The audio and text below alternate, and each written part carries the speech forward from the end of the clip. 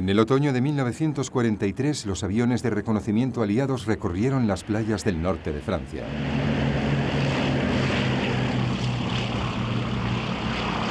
Formaban parte de una operación para planificar la invasión y debían trazar un mapa exhaustivo de la costa. Las fortificaciones del muro atlántico eran vigiladas por la resistencia francesa. Equipos reducidos de aliados se deslizaron hasta la orilla por la noche para recoger muestras con objeto de verificar si se podrían desembarcar vehículos blindados. En la historia de la guerra, jamás una costa había sido reconocida con tanto detalle. Pronto se vio claramente que el desembarco requeriría algún tipo de instalación portuaria. Pero la desastrosa operación de Dieppe en 1942 había demostrado que un asalto directo a un puerto ya ocupado por los alemanes era demasiado peligroso.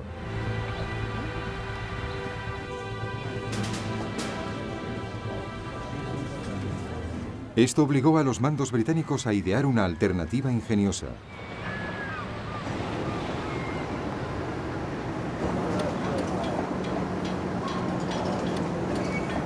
En Gran Bretaña se construirían unas cajas de cemento huecas de proporciones gigantescas que más tarde podrían ser remolcadas hasta la costa francesa.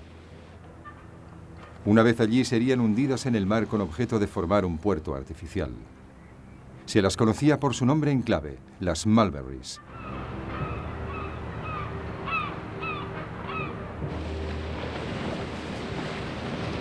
Las Mulberries serían abastecidas de combustible mediante un oleoducto transportado en unas bobinas gigantescas que se habría dejado caer hasta depositarse en el fondo del mar. Se le puso el nombre de Pluto, Pipeline Under the Ocean, oleoducto bajo el océano, y se extendería a lo largo de unos 160 kilómetros. La estación de bombeo situada en la isla de Wight fue disimulada como si fuese una fábrica de helados. Pero el asalto a Dieppe había revelado otro problema. ¿De qué manera se podría hacer avanzar a la primera oleada de tropas de las playas bajo fuego alemán y a través de las fortificaciones enemigas? El hombre encargado de solucionar este problema sería el general Percy Hobart, uno de los pioneros de la guerra blindada.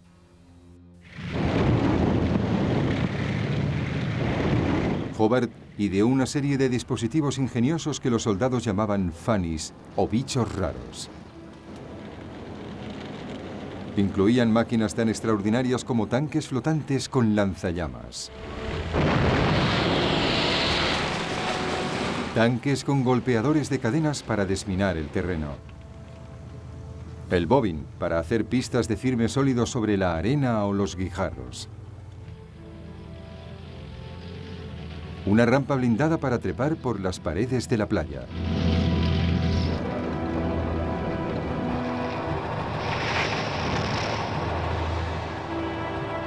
El Fashion Carrier o transportador Fashion para cruzar zanjas.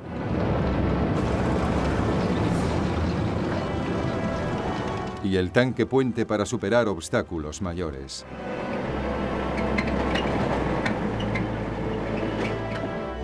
Pero aún quedaba un problema por resolver. ¿Cómo evitar que los alemanes enviasen precipitadamente cantidades abrumadoras de refuerzos antes de que los aliados hubiesen establecido una posición? La respuesta consistía en mantener hasta el último instante la duda respecto al punto exacto donde tendría lugar la invasión. Se trataba de la llamada Operación Bodyguard y era una enorme y compleja campaña de engaño. Agentes dobles alemanes en Gran Bretaña empezaron a enviar a Alemania cantidades ingentes de informaciones falsas, cuidadosamente coordinadas, que ponían de relieve que los principales desembarcos tendrían lugar en el paso de Calais, aunque un amago de ataque podría ser lanzado en Normandía.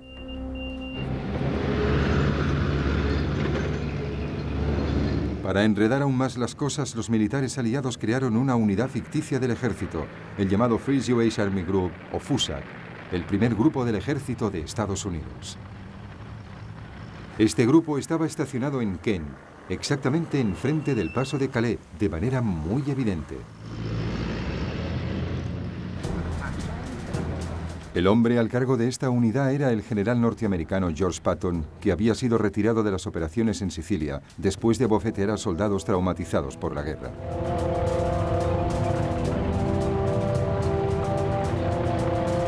Patton era considerado por los alemanes como el general más agresivo que tenían los aliados.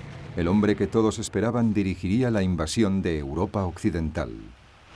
Basher 5-2, this is Basher 1-1 on Alpha. Las transmisiones de radio imitaron la comunicación radiotelegráfica de un ejército. Para despistar a los aviones de reconocimiento de la Luftwaffe que alcanzaban Gran Bretaña, los campos de Kent se llenaron de tanques hinchables y el terreno fue surcado con marcas de huellas cuidadosamente falseadas.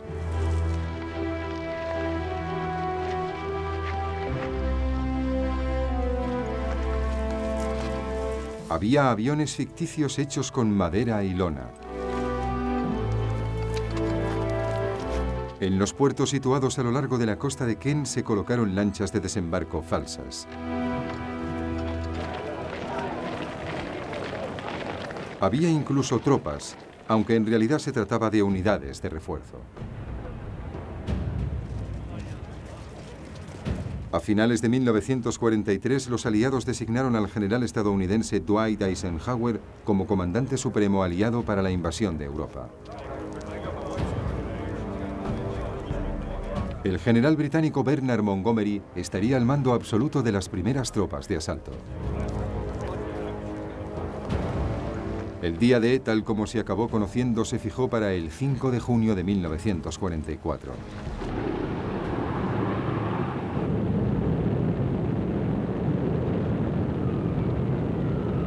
Dos meses antes del desembarco, Eisenhower lanzó una cuidadosa ofensiva aérea para desbaratar las comunicaciones y las líneas de abastecimiento alemanas de la costa.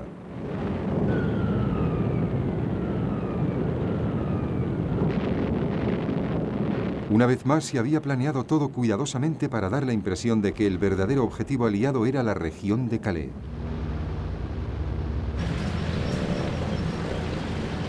A medida que la fecha de la invasión se acercaba, el número de soldados aliados superó los 2 millones. Serían apoyados por más de 3.000 tanques y más de 12.000 aviones. Los alemanes eran conscientes de que la invasión era inminente, pero habían sido totalmente engañados por los falsos preparativos aliados en Kent y estaban convencidos de que el lugar más probable para el desembarco sería el paso de Calais.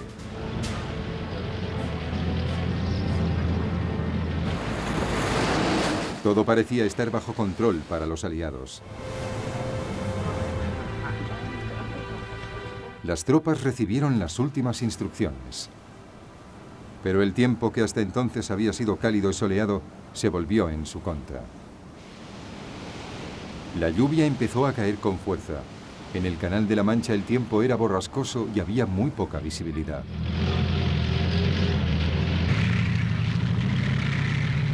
A pesar de ello, el 4 de junio de 1944, las tropas de asalto se embarcaron en las lanchas de desembarco y la armada, con más de 5.000 navíos, se hizo a la mar.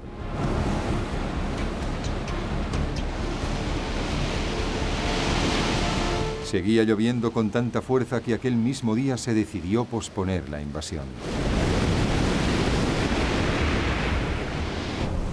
Los barcos volvieron a puerto y las tropas de asalto se tuvieron que enfrentar a una tensa espera que ponía los nervios a prueba.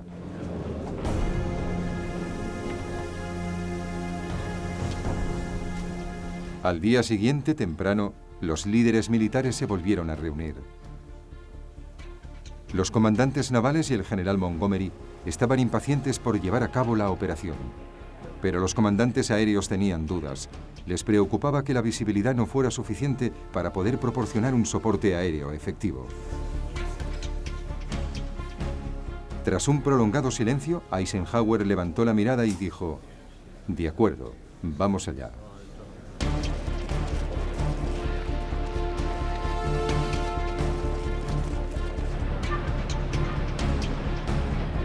La operación Overlord, la mayor invasión por mar jamás vista, estaba a punto de comenzar. El día D había llegado.